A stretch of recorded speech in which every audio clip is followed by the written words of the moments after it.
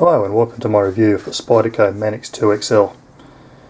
This is seriously one great knife. Since getting it, it's hardly been out of my pocket, and I've used it for everything from food prep to outdoors use, and it's basically excelled at everything I've thrown at it.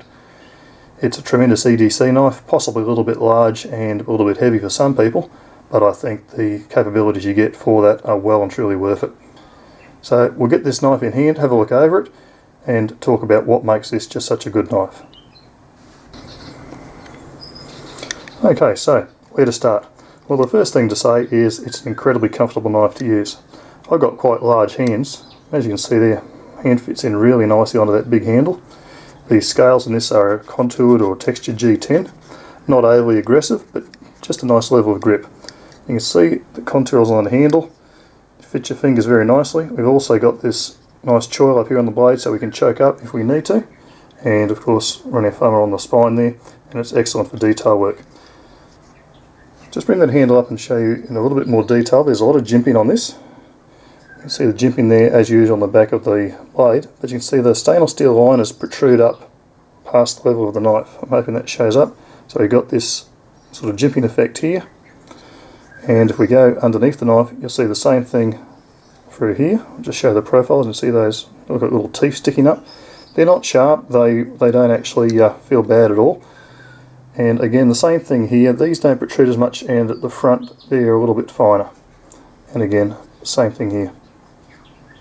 So all up, gives you a very secure and comfortable grip, both in forward grip, choked up, and reverse grip is really very good indeed. Thumb sits nicely on the back of the knife like that. So the handle is an absolute winner. Not too thick, it's an open pillar type construction, and it does have full stainless steel liners which are skeletonized. I'll just throw a little bit of extra light on there and hopefully you'll be able to see down there. A little bit hard to pick up, but they are skeletonized liners. Probably just as well, because even with that it's still a relatively heavy knife at 5.1 ounces or 145 grams. But as mentioned, I think it's well and truly worth it. The blade steel on this, as you can see there on the markings on the blade, is CPM S30V, and we'll have a look at the blade markings also there. Of course, the Spyderco logo and name on that side, and on the other side this is a USA made blade, so we've got Golden, Colorado, USA Earth, which I think is pretty cool. It's actually my first USA made Spyderco, so quite chuffed about getting one of these. The blade shape is typical Spyderco. It's a leaf shape. The overall blade length on it 3 7/8 of an inch, around 98mm. The cutting edge is of course significantly shorter due to this choil. You're looking at about 3 3/8 of an inch or 87mm. The Spidey hole on this one is slightly enlarged from normal. It's a 14mm hole, which I'm told is good for use with gloves and everything. I haven't actually tried it, but certainly it's very easy to use. Deployment, nice and smooth, fast. Lockup's exceptionally good. In here it's clicking there very, very nicely on the ball bearing lock. And one of the great things about this knife is it is fully ambidextrous. The ball bearing lock, which is, I guess in some respects similar to the axis lock as found on the Benchmade, it's different spring and everything, but in operation very similar, is accessible from both sides of the knife, so good for left and right handers. I'm a lefty, which accounts for why the clip's on that side, and the good news is the clip is adjustable for left or right. However, this is tip up only, so if you're a tip down kind of guy, that's probably one of the downsides of this particular knife, and there certainly aren't too many others. The only thing I changed on this knife, because it was so close to perfect, it's not funny, but not quite perfect for me, I changed out that clip. When it came it had a chrome clip on it, and I didn't mind it, but I really prefer the more subtle clip for knives that I carry. So what I did is, rather than just paint it, I took a clip off one of my other Spydercos, off my spare Delicate 4, and it's now wearing the original clip that came on the Manix2. And actually, I think that looks pretty damn cool on the blue, so it's a bit of a win-win situation. I'll say this one's not a carry, this is my spare one, so it's a bit of a collection queen, but yeah, I quite like that. Anyway, back to the Manix. I'll have a quick look at the size of the knife close. I haven't actually got around the measurement, so I'll just throw the tape measure over it. As you can see there, it comes in a little over 5 inches long. If we open the knife up, and we'll measure that for you as well, just a touch under 9 inches. And of course the metrics below there for all my metric viewers. That's the size of the knife. As mentioned, handle is great. It is G10, I'm pretty sure I mentioned that, and deployment lockup very good, very fast, very smooth. There's not much not to like about this knife. The value on it is outstanding. Actually, I was quite surprised at the price I got this for, considering it's a USA made knife. It wasn't all that much more expensive than, say, a Spyderco Endura 4.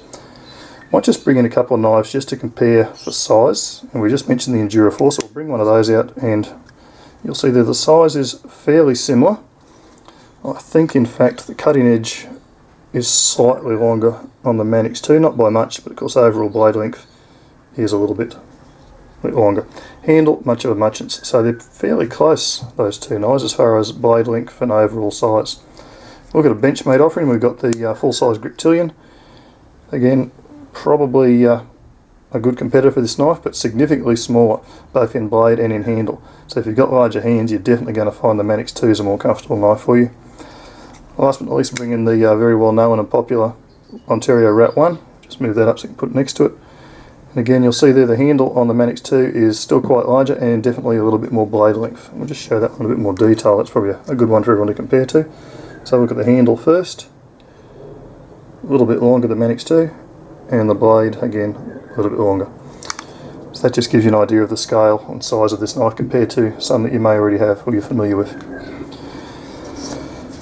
The knife also features a lanyard hole at the back. Now it's quite a large lanyard hole compared to most others, and it will very easily take full-size 550 cord. In fact, with room to spare, you could put quite a thick lanyard through there if lanyards are your thing. I'd have to say, if I could only have one folding knife, and there was a tag a while back on this very subject, and I didn't have this knife at the time, but if I could only have one folding knife, this would without doubt be it. This is a great knife in operation. It's great to use. It's a very, very good slicer. It's strong enough to do heavy duty tasks.